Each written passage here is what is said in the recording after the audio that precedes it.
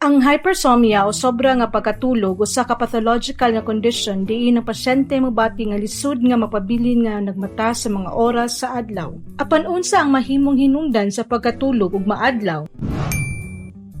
Sa kadaghanan nga mga kaso, ang sobra nga pagkatulog tungod sa dili igo o dili maayo nga kalidad sa pagkatulog. Sa pagkatinuod, ang pipila ka siyentipikong mga pagtuon nagrekomendara sa pagkatulog sa labing menos 7 ka oras sa usa ka gabii. Apan kini gipakita nga ang usa ka taas nga porsyento sa mga gulang matulog ubos pa kaysa 5 ka oras sa usa ka gabii sa ingon hinungdan sa adlaw-adlaw nga pagkatulog tungod sa dili husto nga gidaghanon sa pagkatulog sa gabii. Ang ubang posible nga mga hinungdan makita sa presensya sa pisikal nga mga problema sama sa sobra nga katambok o pagtaas sa timbang nga paspas kaayo. Ang asthma o gastroesophageal reflux nga sakit mahimo usab nga makabalda sa mga yugto sa pagkatulog sa gabii nga mosangput sa pagkatulog sa adlaw. Sa katapusan, ang hypersomnia mahimo usab nga tungod sa mosunod nga mga kondisyon: psychiatric pathologies sama sa depresyon na bipolar disorder, jet lag disorder,